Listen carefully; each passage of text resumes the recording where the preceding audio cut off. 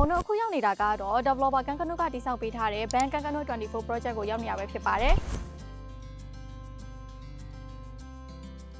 ဒီ project မှာဆိုလို့ရှိရင်ရွေးချယ်စရာအနေနဲ့ Premier နဲ့ Premier Plus ဆိုပြီးတော့မှ2မျိုးရှိပါတယ်အကျယ်ဝန်းအပြင်ဆိုလို့ရှိရင်တော့152 square meter ကျယ်ဝန်းပြီးတော့မှcar parking space က2နေရာစီပါဝင်မှာပဲဖြစ်ပါတယ်ရှင် location ရဆိုလို့ရှင်လဲဒီ project ကချိုတာနာဆိုင်စနစ်ထဲမှာရှိပြီးတော့မှချိုတာနာလမ်းမကြီးကိုရော Terrain Road ကိုရောအလွယ်တကူချိတ်ဆက်နိုင်တဲ့နေရာမှာရှိပါတယ်ရှင် project ရဲ့အနီးနားမှာဆိုလို့ရှင်လဲ Central Chiangmai တို့ Big C တို့နောက်တစ်ခါ Macro တို့ကအနီးနားမှာပဲရှိတဲ့အတွက်ကြောင့်မလို့ daily life အတွက်လည်းအရန်ကိုအဆင်ပြေတယ်ပေါ့နော်ဒါအပြင်ကျန်းမာရေးအတွက်ဆိုလို့ရှိရင်လည်း Bangkok Hospital ချင်းမိုင်က project ရဲ့အနီးနားမှာပဲရှိပြီးတော့မှချင်းမိုင်လေဆိပ်ကိုဆိုလို့ရှိရင်လည်းမိနစ်20အတွင်းရောက်သွားနိုင်တဲ့နေရာမှာရှိပါတယ်ရှင် facility တွေအနေနဲ့ဆိုလို့ရှိရင်လည်း swimming pool, fitness room, co-working space တွေအပြင် private theater တွေကိုလည်းထည့်သွင်းပေးထားပါတယ်ရှင်ဒါအပြင်ညနေခင်းမှာအေးဆေးဆေးလမ်းလျှောက်လို့ရမယ်ပန်းချံအကျယ်ကြီးနဲ့ကလေးတွေအတွက် playground တွေကိုလည်းထည့်သွင်းပေးထားပါတယ်အခုပြပေးမယ့်အိမ်လေးကကြတော့ Bank Kano 24ရဲ့ Premier ဆိုတဲ့အိမ်မျိုးစားလေးဖြစ်ပါတယ်ရှင်ဒီအိမ်ကကြတော့152 square meter ကျယ်ဝန်းပြီးတော့မှအိတ်ခန်း3ခန်းနဲ့ရေချိုးခန်း3ခန်းပါဝင်ပါတယ်ရှင် car parking space ကတော့2နေရာပါဝင်ပါတယ်ဆိုတော့အထဲမှာဘယ်လိုမျိုးလေးတွေရှိလဲဆိုတာကိုသွားကြည့်ကြမယ်နော်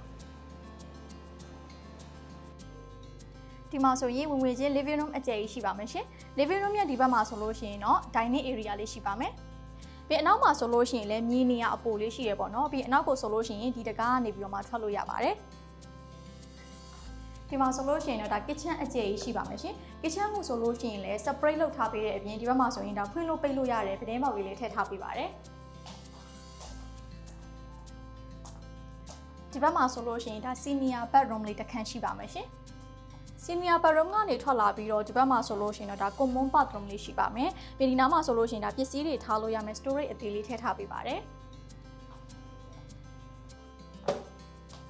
အပေါ်တက်လာမယ်ဆိုလို့ရှိရင်တော့ညာဘက်မှာ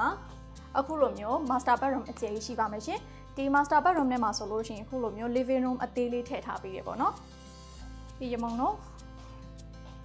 ဒါကတော့အိတ်ခမ်းနေရာပဲဖြစ်ပါတယ်အိတ်ခမ်းဆိုလို့ရှိရင်လည်း balcony လေးတွဲရထည့်ထားပေးပါတယ်ရှင်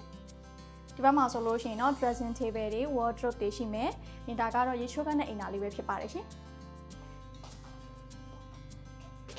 ဒီဘက်မှာဆိုလို့ရှိရင်ဒါပစ္စည်းတွေထားလို့ရမယ်အခန်းလေးတစ်ခန်းမှာထပ်ပြီးတော့ဖွဲ့ပေးထားပါသေးတယ်ရှင်။ပြင်မုံတော့ဟိုဘက်ကိုဆက်သွားကြည့်မယ်နော်